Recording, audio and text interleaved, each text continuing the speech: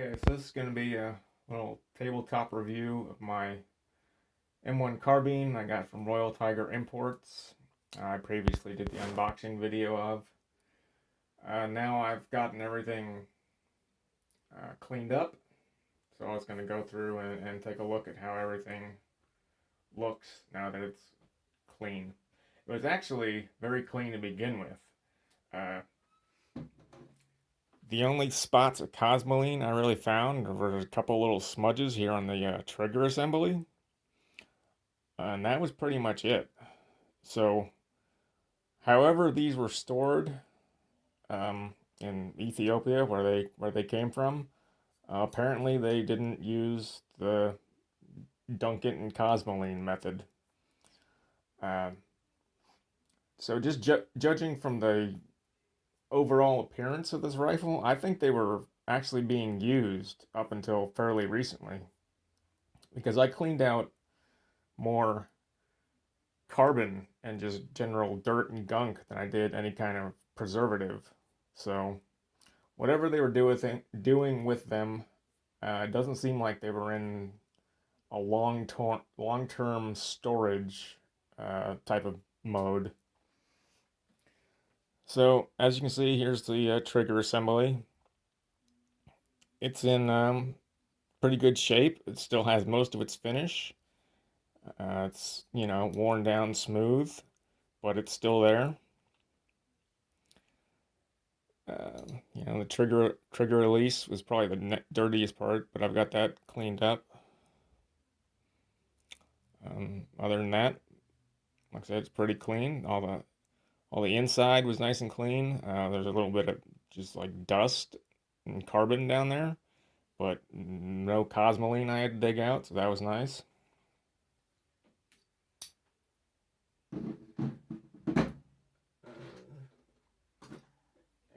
Here's the magazine body.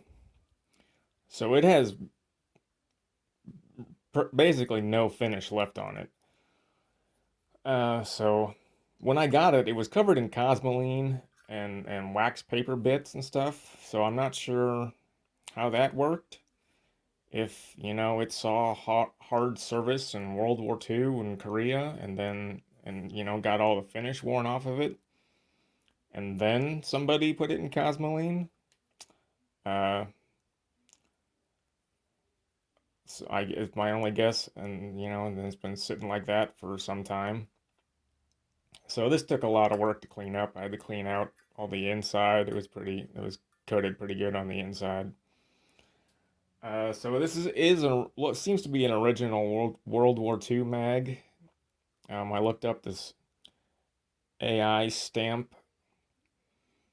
I forget what it stands for now, but it was a stamp from an original World War II manufacturer magazines.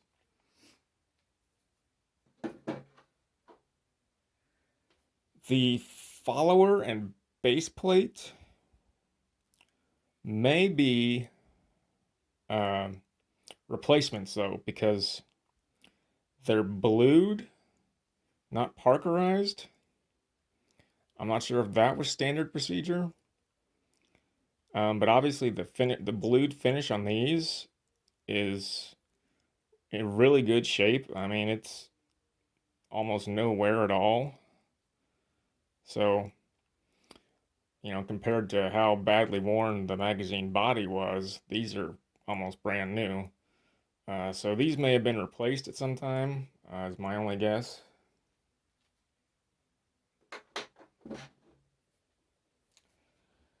Here's the bolt. It's in pretty good shape. It's still got most of its finish on it, except, on the bottom, it's a little worn, but really, it's in overall good shape. I haven't taken this all the way down to take out, the extractor and the ejector and the firing pin and all that stuff. I will do that at some point, but for now, I just want to tear it down to the major assemblies. So this one was pretty clean. I had to clean out some carbon and stuff from the inside of the bolt face, but otherwise, it was in good shape.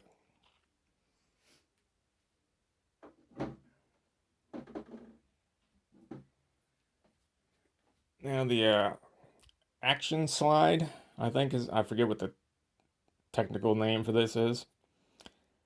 I think this also might be a replacement. The handle and the top show a little bit of show some wear, and they're smoother than the rest. It's kind of shiny right here on the handle part where you grab it to charge it. It's very smooth right here where it rubs against the receiver. But the this block part of it um, almost looks new, frankly, with the parkerizing on it. You can see a little bit of a ring down in the bottom where the piston hits it, and that the finish is all gone, and uh, it's white, bare metal almost. But the rest of this parkerizing is really clean looking. So I don't know if that's just the way the M1 Carbine works, is that this part's protected inside the stock, so it doesn't really get a lot of wear, so it just stays in better shape than the rest of the rifle. Or if this part was replaced sometime later in its service life. So this is why it looks like the finish is in better shape than the rest of the rifle.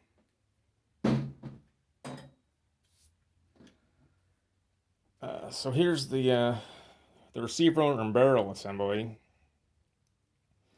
It's got, most of the finish on it. Um, and even the barrel up here that's covered by the handguard, it's a little bit smoother. It doesn't have kind of it's hard to see in this video, but the action slide, it still had the little sparkles in the parkerizing, which makes me think it's newer because even this protected parts of the receiver are still kind of smooth and dull, and they don't look as new as the action block did. So that's another reason that leads me to believe that action block may have been replaced. Otherwise, it's in good condition. Just had to clean carbon out of it more than anything. Uh, so the only signs of long-term storage, as you can see that the top of the barrel band and bayonet assembly here is all completely in the white almost. It had a tiny amount of surface rust on it, but that came off with just a little bit of oil and some triple aught uh, steel wool. Clean that up really nicely. This little sling swivel is kind of bent and wonky, so but you know, for a 70-year-old rifle, I guess it's not too bad. But you can see where the bayonet lug cover stopped, because this part is still parkerized, and then there's a very distinct line right there, and then the rest of the barrel is in the white and has no finish left on it at all. So I'm not sure how that happened. I guess, I don't know, from having the bayonet lug up here where it's supposed to be, and just people grabbing it off of a rack and and moving it in and out of storage. Maybe is worn this part off, and then this part was more protected by the stock, so it's not as worn. Still has some finish left on it.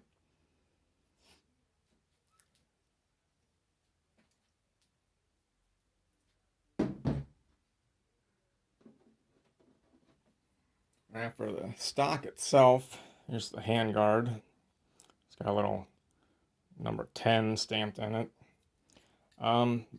This upper handguard is in pretty good shape. I mean, it's got some scratches and stuff in it, but it's not super oily like you would expect if something was dunked in Cosmoline. I wiped it down with some, what was it? Clean Strip Green, uh, na- natural multi-purpose solvent, they called it. So I'm not 100% sure what that actually is, but it's probably just a more environmentally friendly paint thinner, basically.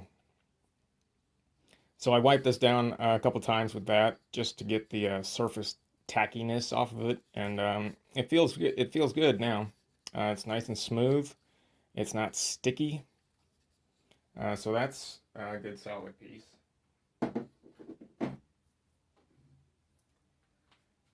Now the main stock, um, similar story. I just wiped it down a few times with a few coats of the clean strip, and the forward part of the stock is in pretty good condition. Obviously, got all the marks and stuff, but as far as oil retention and stuff goes, it's in very good shape, really. I don't think I'll have to do anything more with it. There's the barrel band retainer. Looks like it's got a little bit of uh, rot around the barrel band retainer. Uh, and Also, there was a little rot. I took out the recoil shoulder, which is yeah. So the little recoil plate that goes in here. I still need to clean this a little bit. It's got a little bit of rust on it. I took this and the screw that holds this in and the butt plate. I haven't cleaned all the rust off of those yet. Those were the last thing I took off. But all in all, it's not too bad.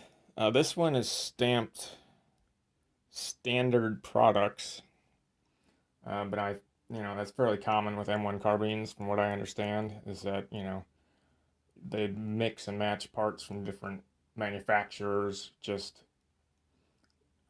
in order to crank stuff out. They didn't keep everything from one manufacturer on one rifle.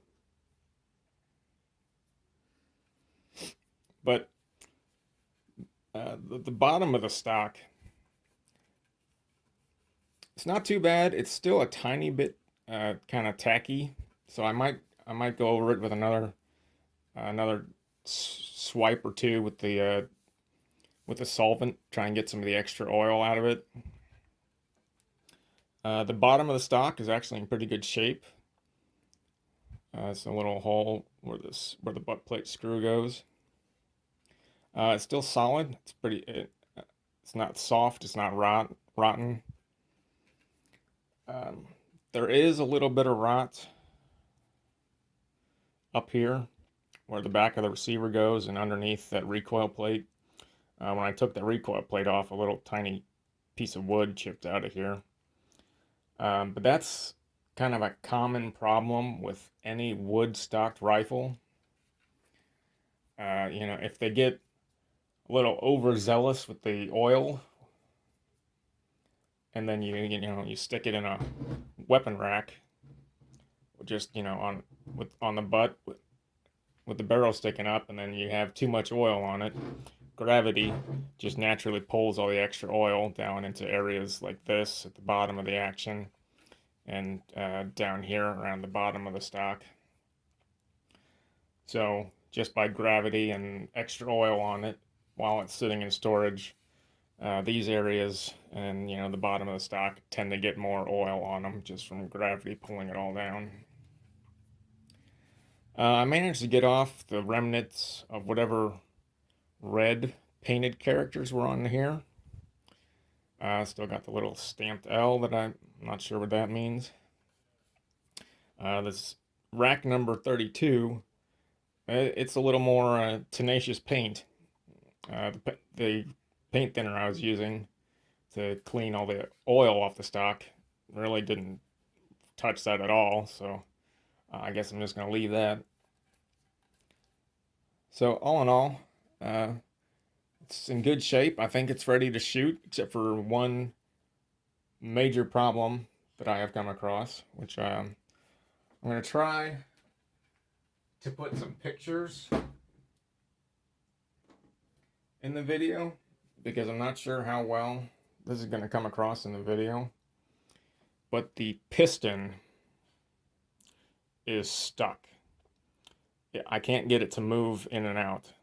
Um, I've tried all the tricks I've seen on YouTube.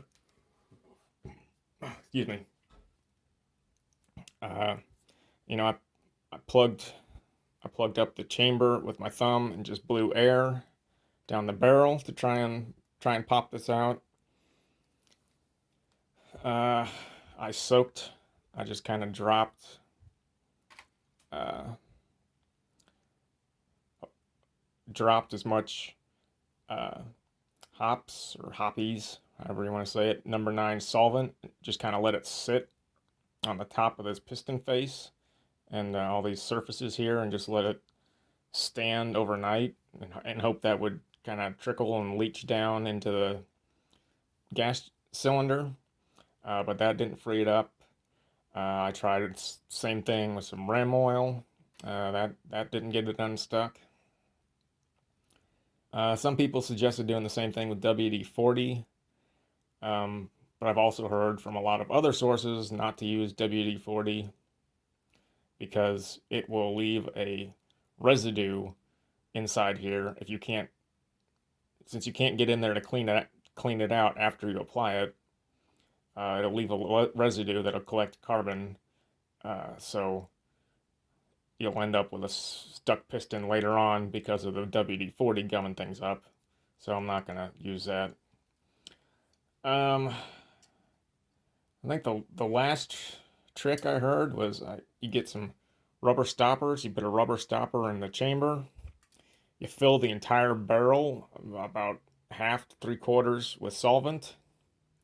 Put another rubber stopper in the muzzle, and just set it horizontally and let it sit. So all that solvent will just sit down here in the gas cylinder. I did that with some Slip 2000 Carbon Killer, I think it was called. So I let that sit for a while. I didn't let that sit overnight because it's not recommended to leave it in there for more than 20 minutes. So I only let it sit in there for about a half an hour to give it a little more time to work. But the bottle says it'll start to eat through your finish if you leave it on there too long. So I didn't want to leave it on there overnight.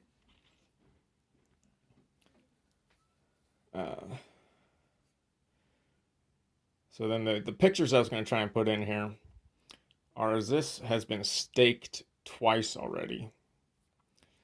Because I know you can get a tool and remove this piston retaining nut, and that would allow me to remove the piston and the piston nut and figure out why it's not moving. But then the problem is when you go to put the piston nut back on, uh, over time it can back out if there's nothing to hold it in place. So they staked them in place. Like I said, this one's been staked twice. It's got a fairly standard round stake that's just made with a pin punch, and then it's got a kind of a wedge shaped stake over here that might be a little more complicated to remove. So hang on, let me see if I can roll some pictures in here, and if not, I'm going to try and just draw a picture to show you what I'm talking about.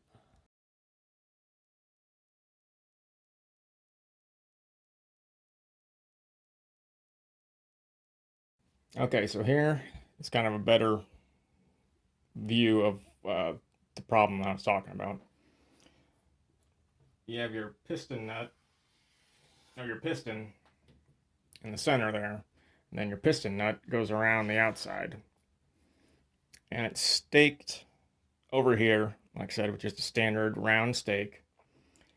And I've worked on a couple ARs where the end plate is staked, and with these, all you have to do is turn the piston nut and the edge of the little wedges on the piston nut, just a little a little extra oomph will push this metal back into this hollow part where it was originally displaced from, and you can free up the piston nut. But then down here is a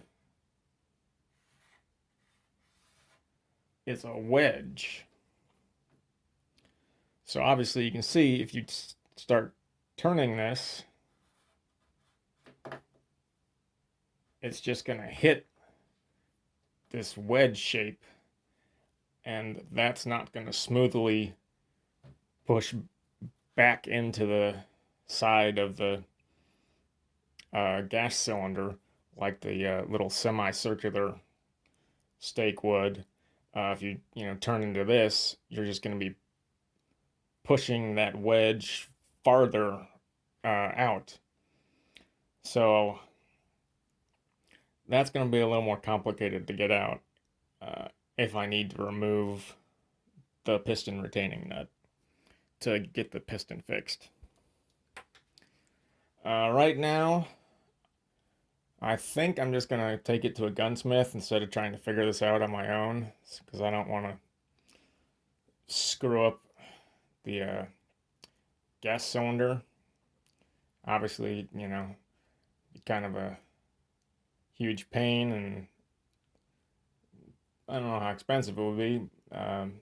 Probably kind of expensive to find a replacement barrel and do all that kind of stuff. If I screw up the gas cylinder, I'd have to rebarrel the action, and I definitely want to avoid that. So I think my next step will just be to take it to a gunsmith and have them look at this piston setup and see if they can figure out what's wrong with it. If any of you other M1 Carbine enthusiasts have any experience with stuck pistons or this kind of unusual staking, and have any suggestions on how to fix that, leave them a comment below, and I'll take a look at that, see if I can figure it out. So if it weren't for the piston, I think this would be back in shootable condition. Everything else seems good.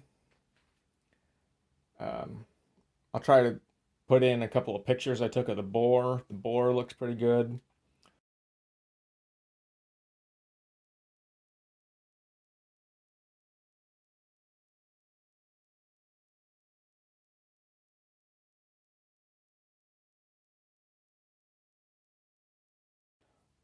It's a little bit rough. I don't know if I'd say pitted. It's not quite that bad, but it's not mirror shiny either. So it's in the middle somewhere between brand new shiny rifling and rusted, corroded, pitted. It's just kind of rough. The rifling is still pretty sharp. It's just the lands that are less than perfect. But it's like I said, it should still be shootable. While I have everything taken down, the only other thing I was considering doing is just replacing all the springs, just as preventative maintenance while I have it taken all apart. Since I don't know, how long these springs have been in here or if they've ever been replaced. Just like the main recoil spring.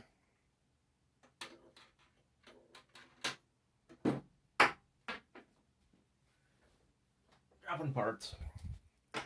Open this hammer spring if I can figure out how to take that out, I might replace that as well. Um, those are really the only two springs that I can think of that really are used in the M1 carbine that might need to be replaced just because of how old they are and how long they've been in use. Um, Otherwise, I think everything's in good condition and is ready to go.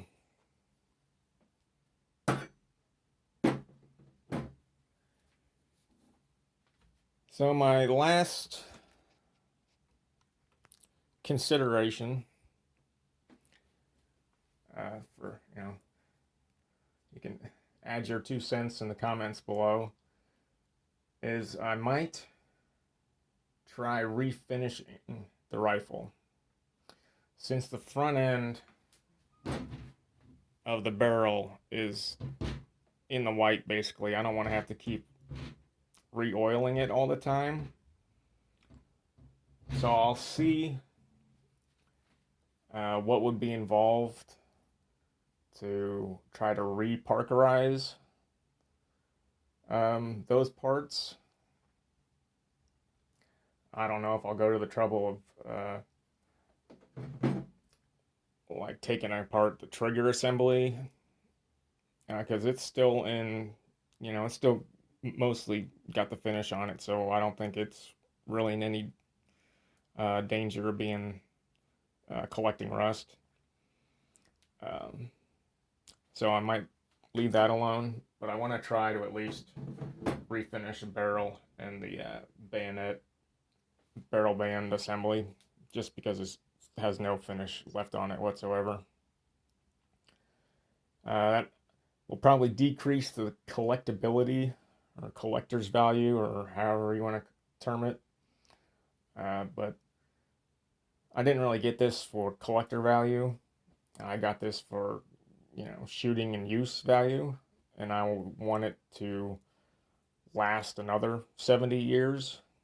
So leaving it just in the white like that, I don't think it's a good option for preserving the weapon in general in a functioning state. It's just, going to gather rust if I don't do anything to cover up that metal. And to really anger up the traditionalists, I might go a step further and take everything apart, bead blast it, and black nitride it instead of parkerizing it. That would definitely kill any collector value. I know that for certain. Um, I'm sure there are people screaming at me through their computer screens right now to not even consider that, but it's one option I'm considering other than just reparkerizing it. Um, just because the nitriding lasts longer, makes the surface harder, does all that kind of stuff. So um, later in the future, I might try modernizing this M1 a little bit and putting on one of the scout rails that replaces the upper handguard, so I can put a red dot on it, because I shoot red dots a lot better than I do iron sights. The peep and post system I can shoot okay, but the blade notch rear sight and front blade sight on other rifles like those more AKs and Mosins and older bolt action rifles, I can't shoot those worth a darn. Uh, so along with nitriding it, I might add the rail, the scout rail, and a red dot. And although you traditionalists will be glad to hear, I measured at the end of the barrel, and it's too thin to thread because I really wanted to put a suppressor on here. I just suppress most of the things I own in general, but the diameter of the barrel is just too small to cut threads in, so it will not be getting suppressed because I don't even know if it's possible to put another piece of a metal sleeve on here and kind of weld it on and add extra metal to thread, but that's definitely going way too far. Uh, so it's going to stay like this, unsuppressed. Be very uncivilized about it. And I think that is about it for this video. The only other replacement modernization I might make is getting a polymer stock. Although really, this walnut stock is pretty light. I've done some research on, the weights and densities of various materials, and walnut is really a very light material for how strong it is. So you'd be hard pressed to actually find a composite stock that weighs less than this walnut. Um, the only advantage I can think of right now for a polymer stock is a Choate machine tool makes a folding stock for it, or they did. I can't seem to find it on their current website, so maybe they stopped making it. But at one point in time, they made a folding stock for it, which I would like to have.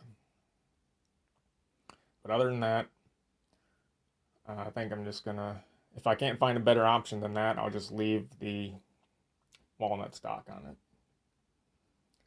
All right, well, that's gonna do it for this review of and my plans for my Royal Tiger Imports carbine, M1 Carbine.